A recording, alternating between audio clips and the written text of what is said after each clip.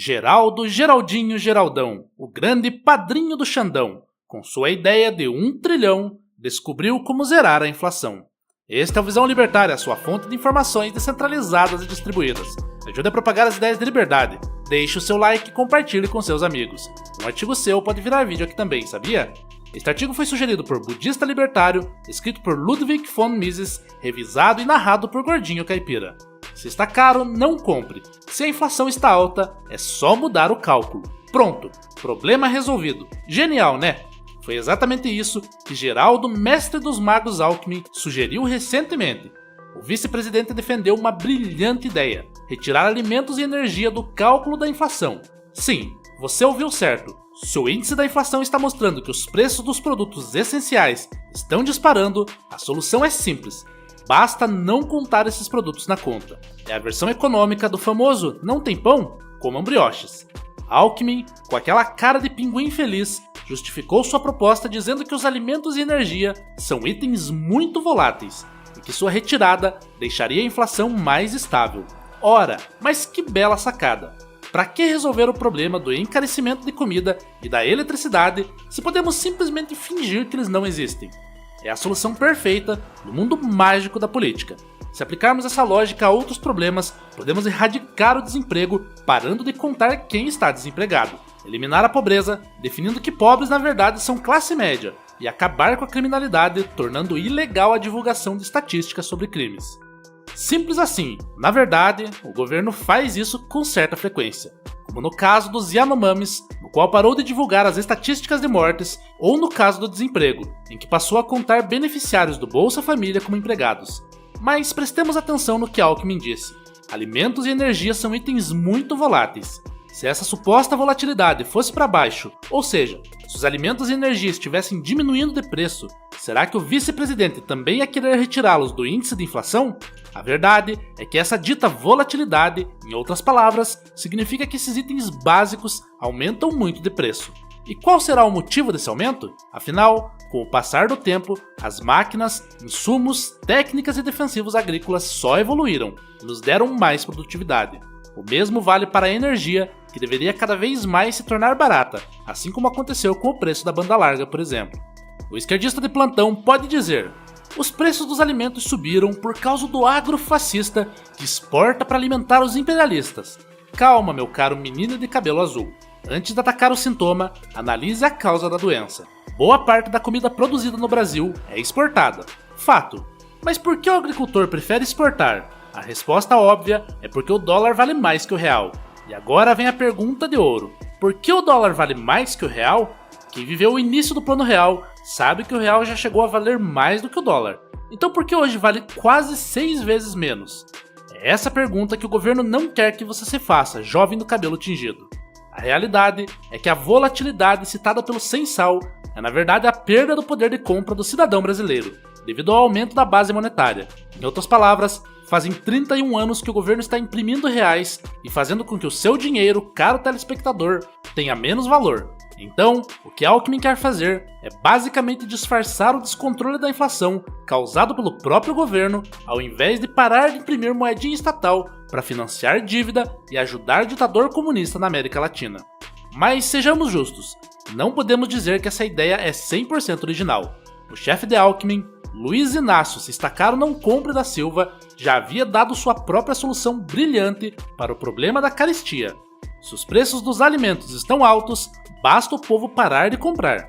Agora, Alckmin vem e dá um passo além. Nem precisamos mais medir a inflação da comida.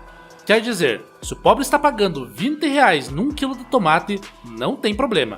Afinal, na nova metodologia revolucionária, tomate não entra no cálculo. A esquerda, sempre muito preocupada com os mais pobres, encontrou um novo método de fazer a economia parecer melhor do que realmente é. Claro, porque admitir que a inflação real está corroendo o poder de compra dos brasileiros seria impensável. Melhor mesmo é maquiar os números criando uma realidade paralela onde o governo sempre acerta e a população só precisa aprender a viver dentro das suas possibilidades, seja lá o que isso signifique, quando até o básico se torna artigo de luxo. No fundo, essa palhaçada só serve para um objetivo: manipular as estatísticas e fingir que a política econômica atual está funcionando. E isso tem um motivo claro: como o governo pretende manter o crescimento das despesas públicas, os gastos sociais e a farra com emendas parlamentares, precisa justificar tudo isso mantendo uma inflação artificialmente baixa. Assim, os burocratas podem continuar torrando dinheiro impresso pelo Banco Central sem que o índice oficial mostre a destruição monetária causada pelo próprio governo. Mas quem se importa, não é mesmo? Enquanto os economistas de paletó e gravata inventam novas formas de enganar a população, a esquerda segue firme na sua cruzada contra a realidade. Afinal, resolver problemas de verdade dá trabalho. Muito mais fácil é mudar a forma como eles são calculados e anunciar que a inflação foi domesticada, pelo menos nos relatórios oficiais. Enquanto isso, o brasileiro comum segue pagando cada vez mais para manter seu prato de comida e a luz acesa. Mas sem reclamar muito, por favor. Afinal, segundo o gênio Lula, se está caro, é só parar de comprar. E falando em gênios, não podemos deixar de lembrar que Geraldo Alckmin, além de ser um prodígio na arte de dar declarações estúpidas, também ostenta um dos títulos mais honrosos da política nacional, o de picolé de chuchu. O homem é simplesmente insosso, sem carisma, sem brilho e sem qualquer capacidade de empolgar quem quer que seja. Ele é aquele candidato que todo mundo olha e pensa: tá, mas por que alguém votaria nesse cara? E esse é justamente o problema. Se o plano da esquerda era tirar Lula da cadeia para que ele vencesse a eleição e depois lançasse Alckmin como seu sucessor, sinto dizer, mas isso não vai dar certo. O Brasil já testemunhou o que acontece quando um governo impopular tenta empurrar um sucessor sem graça e incapaz de articular frases coerentes. Foi assim com Dilma, que herdou a presidência de Lula e transformou o país em um verdadeiro desastre econômico. E agora temos Alckmin, que embora tenha um discurso um pouco mais polido que o de Dilma, fala besteiras do mesmo nível ou até piores. Ele é aquele político que tenta parecer técnico e ponderado, mas acaba soando como um burocrata desconectado da realidade, lançando propostas tão bizarras que fazem até a Dilma ficar assustada. Há um velho ditado que diz: melhor ficar em silêncio e deixar que achem que você é um idiota do que abrir a boca e deixar que tenham certeza. Assim, Alckmin joga a última pá de terra em sua inglória carreira política. Aliás, se há um legado pelo qual Alckmin pode se orgulhar, é o de ter sido responsável por catapultar Alexandre de Moraes para o poder. Foi Alckmin lá atrás, quando ainda era governador de São Paulo, que nomeou Moraes como secretário de Segurança Pública, dando a ele uma plataforma política para se lançar ao estrelato jurídico e político. Hoje, Moraes reina absoluto no STF, censurando adversários políticos, mandando prender quem ousa discordar e garantindo que qualquer oposição ao regime seja tratado como crime de pensamento. E tudo isso começou com Alckmin. Parabéns, Geraldo! Sua grande contribuição à história brasileira foi parir um dos maiores autoritários do país. No fim das contas, Alckmin não passa de um oportunista tentando desesperadamente manter-se relevante dentro de um governo que o usa apenas como uma peça descartável.